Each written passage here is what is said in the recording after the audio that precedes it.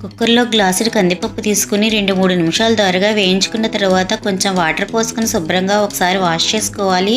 తర్వాత 2 గ్లాసులు మంచినీళ్ళు పోసుకొని కొంచెం కారం, కొంచెం పసుపు, కట్ చేసిన ఒక ఉల్లిపాయ ముక్కలు, కట్ చేసిన 4 పచ్చిమిర్చి ముక్కలు వేసుకొని కుక్కర్ విజిల్ పెట్టి 3 విజిల్స్ రానివ్వాలి.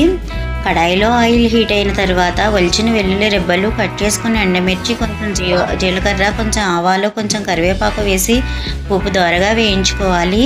పోపు దోరగా వేగిన తర్వాత శుభ్రం చేసుకున్న గోంగూరను కూడా వేసి బాగా మెత్తగా అయ్యేంత వరకు మగ్గించుకోవాలి.